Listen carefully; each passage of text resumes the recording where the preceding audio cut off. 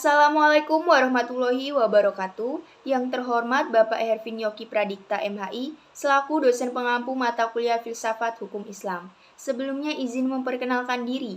Nama saya Sela Indrisa Putri dengan NPM 2021020267, Prodi Hukum Tata Negara kelas B semester 4. Baiklah, pada kali ini saya akan melakukan presentasi atau penjelasan mengenai pendekatan filsafat hukum pada ilmu hukum dan ilmu sosial. Langsung saja pada bagian ilmu hukum. Beberapa pendapat mengatakan bahwa karena filsafat hukum merupakan bagian khusus dari filsafat pada umumnya, maka berarti filsafat hukum hanya mempelajari hukum secara khusus, sehingga hal-hal non-hukum menjadi tidak relevan dalam pengkajian filsafat hukum. Sebagai filsafat hukum tunduk pada sifat-sifat, cara-cara, dan tujuan-tujuan dari filsafat pada umumnya. Di samping itu, hukum sebagai objek dari filsafat hukum akan mempengaruhi filsafat hukum. Dengan demikian, secara timbal balik antara filsafat hukum dan filsafat saling berhubungan.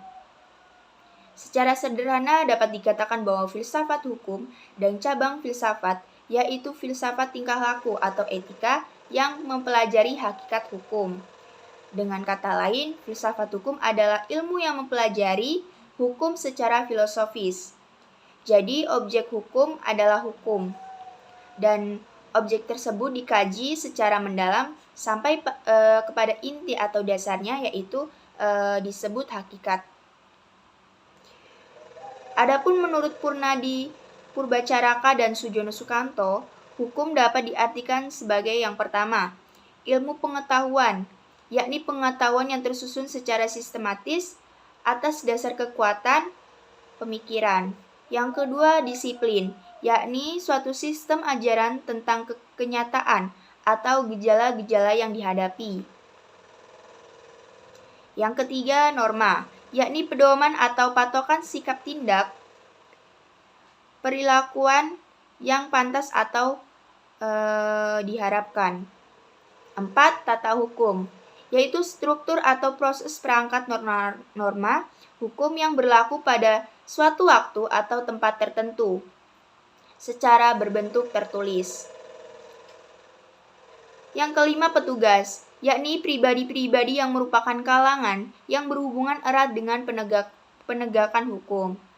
6. Keputusan penguasa, yakni hasil proses diskresi. 7.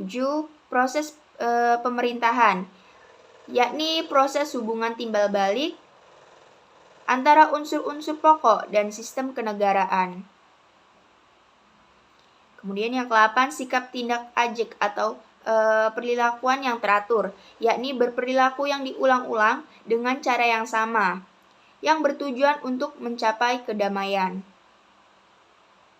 Terakhir, nomor 9 yaitu jalinan nilai-nilai, yakni jalinan dari konsepsi-konsepsi abstrak tentang apa yang dianggap baik dan buruk.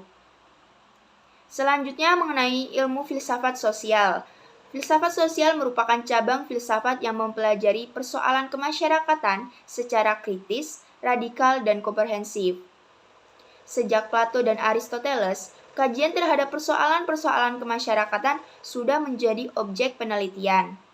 Menurut Plato dan Aristoteles, susunan masyarakat mencerminkan susunan kosmos yang abadi. Manusia berkewajiban untuk menyesuaikan diri dengan susunan itu dan menaati demi keselamatan, kalau tidak, ia menghancurkan dirinya sendiri. Pada abad pertengahan, masyarakat Eropa masih memperlihatkan pada pola dasar yang sama, hanya sekedar mengoreksi terhadap paham Plato dan Aristoteles. Paham tentang otonomi kosmos diganti dengan paham heteronominya, yaitu kepercayaan bahwa kosmos tidak berdiri sendiri, tetapi bergantung kepada kemahakuasaan Allah. Ketertiban kosmos adalah suatu ketertiban yang telah diciptakan. Kemudian mengenai perubahan hukum dan sosial. Proses terjadinya perubahan-perubahan pada masyarakat di dunia pada dewasa ini merupakan suatu gejala yang normal. yang pengaruhnya menjalar dengan cepat ke bagian-bagian lainnya di dunia. Antara lain berkat adanya komunikasi modern dengan taraf teknologi yang berkembang dengan pesat, penemuan-penemuan baru di bidang teknologi, terjadi suatu revolusi, modernisasi pendidikan, dan lain-lain. Kejadian yang di suatu tempat dengan cepat dan dapat diketahui oleh masyarakat lain yang bertempat tinggal jauh dari pusat terjadinya peristiwa tersebut. Perubahan-perubahan dalam masyarakat dapat mengenai nilai-nilai, kaidah-kaidah, pola perilaku, organisasi, struktur, lembaga-lembaga sosial, stratifikasi sosial, kekuasaan, interaksi sosial, dan lain sebagainya. Faktor yang mempengaruhi terjadinya perubahan sosial. Pada umumnya dapat dikatakan bahwa sebab-sebab terjadinya perubahan sosial dapat bersumber pada masyarakat itu sendiri. Dan adanya yang letaknya di luar masyarakat tersebut, yaitu yang datangnya sebagai pengaruh dari masyarakat lain atau dari dalam sekelilingnya. Sebab-sebab yang bersumber dari masyarakat itu sendiri adalah antara lain bertambah atau berkurangnya penduduk, penemuan-penemuan baru, pertentangan dan terjadinya revolusi. Suatu perubahan sosial dapat bersumber pada sebab-sebab yang berasal dari luar masyarakat tersebut, misalnya sebab-sebab yang berasal dari lingkungan alam, peperangan, pengaruh kebudayaan masyarakat lain, dan sebagainya. Itu saja materi yang dapat saya sampaikan. Apabila ada kekurangan dan kesalahan kata, saya minta maaf dan kepada Allah saya mohon ampun. Saya akhiri, wassalamualaikum warahmatullahi wabarakatuh. Terima kasih.